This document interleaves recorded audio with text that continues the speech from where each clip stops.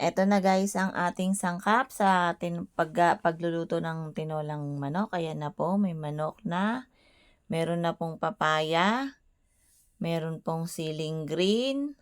Ayan, syempre hiniwa-hiwa na natin guys. Tas meron din tayong dahong malunggay. At ayan na po yung chicken. Ayan, di na po natin chinap ng maliliit. Tas nagayat na rin ako ng luya, bawang, sibuyas. At ayan guys, meron na rin tayong patis. Ayan, meron din tayo diyang paminta.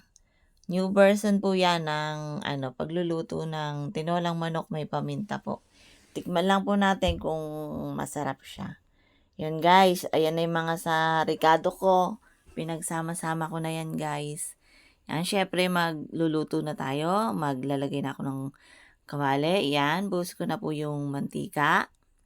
Yan, guys. Konti lang yung mantika natin guys kasi pag naluto yung manok, magmamantika pa kasi yan.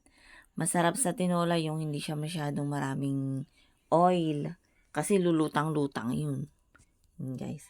Painitin natin saglit. Syempre, lagay na natin yung bawang. Mainit na po yung mantika. Ayan, syempre. Lagay na yung bawang. Lulutuin na natin yan. Yan. Lutuin natin mabuti yung bawang guys. Kasi yung bawang, masarap yan yung medyo mamula-mula siya ng konti. Guys, antay-antay lang tayo. Saglit lang to, maluluto lang to. Mga, wala pa siguro 30 minutes, maluluto na yung tinola ko. Yan guys, kung gusto nyo pala ng madali ang luto guys, yan. Ganyan lang yung simpleng luto ng ating chicken tinola. Yan lang, syempre, lalagyan na natin yung luya ba guys, ayan. Medyo dinamihan ko yung luya kasi yung manok, pag konti lang yung luya, hindi masarap yung luto. Kailangan maraming luya. Yan, syempre, lalagay na natin dyan yung sibuyas. Yan, medyo luto na siya. Yan na guys. Yung sibuyas, guys, nalaki ng hiwa. Dapat dyan medyo maliliit lang eh. Yan guys. Nalakihan na.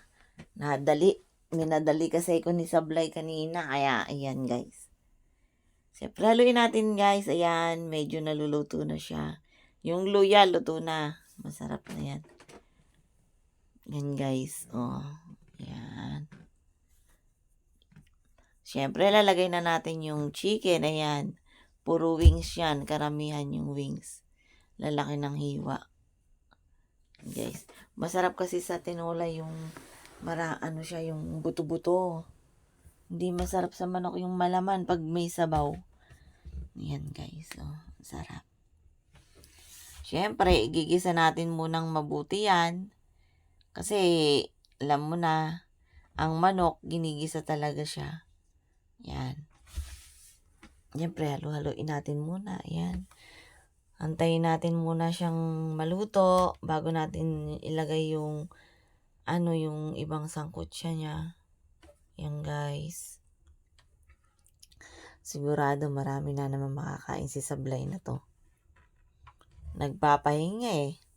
Gutom na naman yan. Maya-maya lang. Yan guys. Tatakpan natin siya para mas mabilis siyang maluto. Yan guys. Oh, medyo luto-luto na yan. Lagay natin konti yung patis. Siyempre guys, konti lang yung patis. Masarap sa manok talaga may patis. At ayan guys, yung new version ko, nilagay ko na rin yung ng paminta. Pamintang durok yung nilagay ko. Titignan natin kung ano yung magiging kahinat na ng tinola. Yan. Ngayon lang yan guys. Ngayon lang sa akin lang kayo makakita ng tinolang merong paminta. Durog pa ha. Kulang na lang dyan, toyo para adobo. Yan guys. Request ni Sablay yan. Parang naglilihi sa tinola. Gusto raw niya tinola. Yan guys. Buti na lang may papaya dito sa kapitbahay namin. Nakalabas yung bunga. Nang hingi ako kanina. Sakto. Hindi siya hinog. Kaya sakto lang yun sa tinola.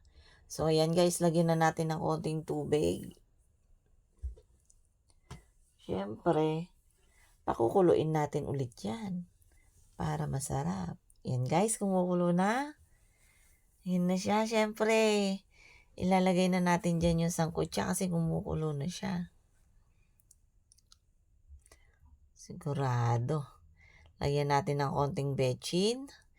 At di na natin lalagyan ng asin yan guys kasi may patis na. Naglagay na tayo ng patis kanina. Yan, lagay na natin yung murang-murang papayang pinitas ko, tiningi ko. Yan guys, marami yan.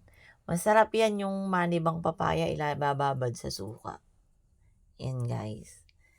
Yan. Siyempre, hahaluin natin muna. Ayan. Para kumulay yung kumulay yung aking sabaw. Yan guys. Oh. Yan. Maamoy na. Mukhang magugustuhan ni Sablay daw. Yan guys, ang laki ng siling green. Syempre, sigurado maanghang yan. And so, tatakpan ulit natin. Yan guys, luto na siya. Ang susunod naman natin dyan, lalagay na natin yung... Syempre yan, nilagay na natin yung talbos ng malunggay. Yan guys, fresh na fresh yan. At yan po yung pinagmamalaking tanim ni Sablay. Tatlong pirasong puno yan. Pinagmamalaki po ni Sablay ang puno na yan at ngayon lang po siya nakabuhay ng puno na malunggay. Maluluto na siya guys, konti na lang. So, yan. Konting halo pa. Kung bago pa lang po kayo sa aking channel, huwag niyo pong kalimutan mag-like, comment, share, at subscribe. At pindutin niyo lang po ang notification bell para updated po kayo sa aking mga bagong upload na video. Yan guys, hanggang dito na lang. Bye-bye!